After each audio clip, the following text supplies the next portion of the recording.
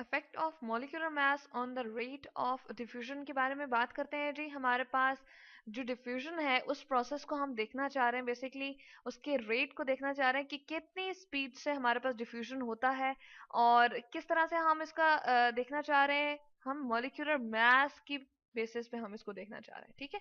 यानी कि हमारे पास अगर दो चीजें हो, लेट्स सपोज एक ए है हमारे पास मॉलिक्यूल और एक हमारे पास बी है, लेट्स सपोज ये हमारे पास दो मॉलिक्यूल्स हैं, ठीक है।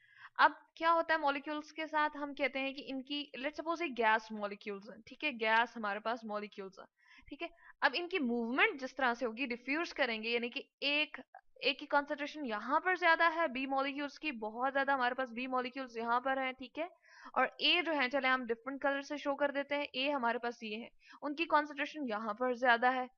बेसिकली उनकी हमारे पास डिफ्यूजन क्या होती है, एक हायर कॉन्सेंट्रेशन से लोअर कॉन्सेंट्रेशन की तरफ मूव करना, यानी कि इन ए पार्टिकल की इस तरफ को मूवमेंट करना, ठीक है, और बी पार्टिकल की अपने हायर कॉन्सेंट्रेशन से लोअर कॉन्सेंट्रेशन की तरफ मूव करना, क्योंकि यहाँ पर तो कोई बी नजर नहीं आ रहा, यहाँ पर तो सारे ए हैं, इसी तरह से यहाँ पर कोई ए नजर नहीं आ रहा, यहाँ पर सारे के सारे बी हैं। तो अपनी हायर कॉन्सेंट्रेशन से जहां पर उनकी अमाउंट ज्यादा हो, वहां से कम अमाउंट की तरफ ट्रांसफर करना या मूव करना, उसको हम कहते हैं जी डिफ्यूजन का प्रोसेस, ठीक है। अब जितनी स्पीड से होगा, हम कहते हैं कि ये इनका रेट है।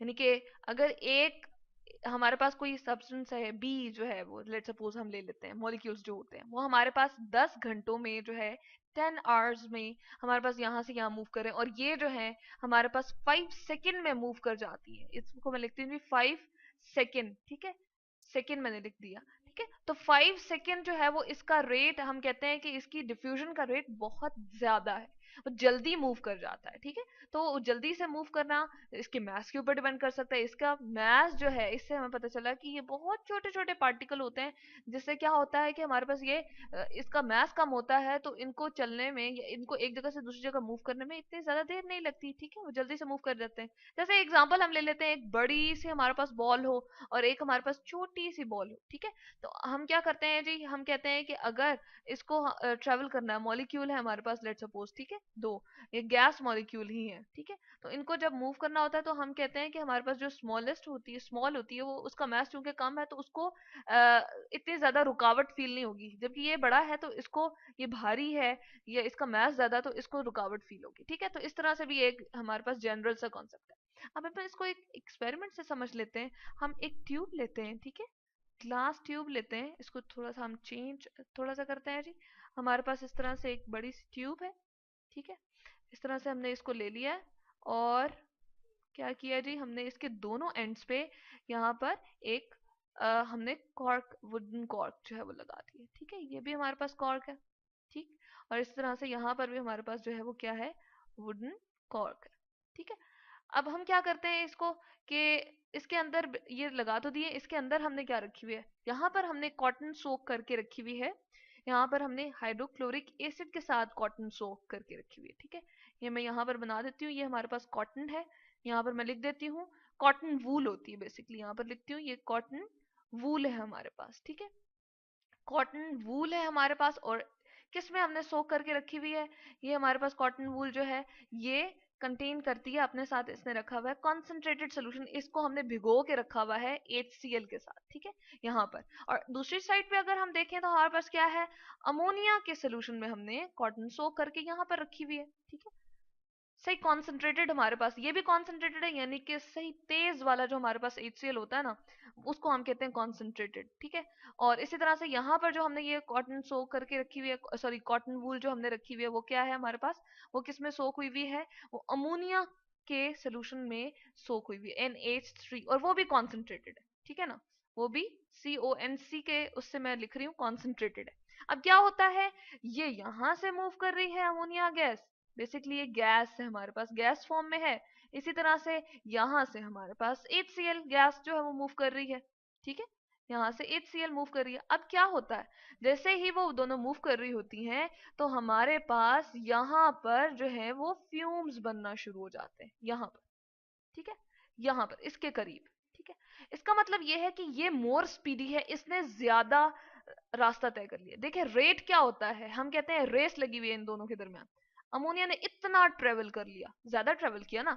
और अगर HCl की हम बात करें तो उसने इतना सा ट्रेवल किया सिर्फ, ठीक है। और हम कहते हैं कि जो अमोनिया ने ट्रेवल किया है और यहाँ पर जो फ्यूम्स बने हैं वो क्या है जी, वो हमारे पास फ्यूम्स है बेसिकली अमोनियम क्लोराइड के। क्योंकि हमारे पास जो अमोनिया गैस थी उसने क्या किया है, HCl से रेट किया है, मैं यहाँ पर लिखती हूँ NH3 हमने लिया था, ठीक है।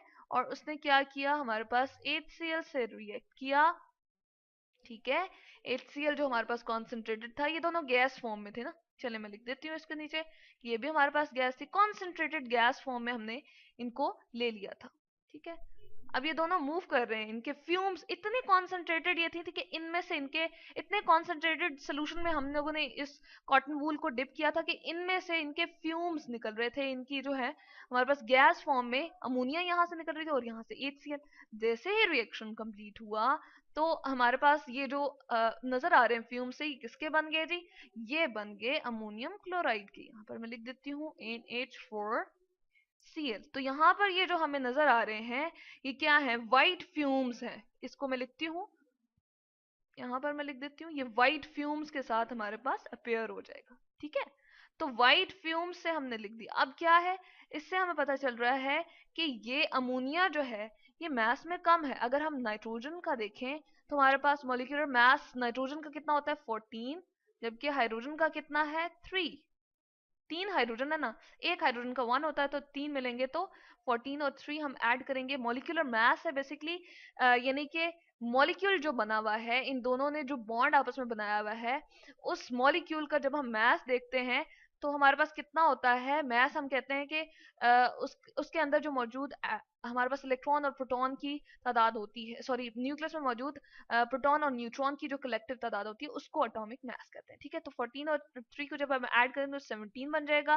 क्लोरीन का 35.5 हमारे पास मास होता है और एक हाइड्रोजन का 1 है। तो हम इसकी यहाँ पर जब करते हैं तो हमें पता चलता है कितना बन जाता है 36.5। अब देखें ये हमारे पास जो है ज्यादा मैसिव है, चले हम इसको AMU लिख देते हैं, एटॉमिक मास यूनिट में लिख देते हैं, ठीक है। इसी तरह से इसको भी AMU लिख देते हैं, यूनिट भी हम मेंशन कर देते हैं। जिस तरह आटा या चीनी हम घर में लेकर आते हैं तो हम कहते हैं 5 किलोग्राम है या 10 किलोग्राम है, ठीक है। तो इसी तरह से हमने इसका यूनिट लिख दिया। या फिर हम इसको अगर नहीं भी लिखते हैं तो हम कहते हैं रिलेटिव एटॉमिक मास के अकॉर्डिंग हमारे पास इतना बनता है इसका, ठीक है। तो ये हमें पता चल गया कि इनके जो है इसका मास कम है, जो अमोनिया है इसका मॉलिक्यूलर मास कम है, इसलिए ये ज्यादा रास्ता तय कर लेता है और जल्दी तय करके यहाँ पर पहुंच जाता है। तो इसका रेट भी ज्यादा है डिफ्यूज होने का, अपनी हायर कॉन्सेंट्रेशन से लोअर कॉन्सेंट्रेशन की तरफ मूव करने की एबिलिटी इसमें ज्यादा है। तो गोया इसका डिफ्यूज करने का रेट भी ज्यादा है, जबकि HCl का कम है। तो इस तरह से हमें पता चला मॉलिक्यूलर मास अगर हमारे पास कम हो तो रेट ऑफ डिफ्यूजन ज्यादा होता है, और अगर मॉलिक्यूलर मास ज्यादा हो जैसे HCl का था तो रेट ऑफ डिफ्यूजन कम होगा।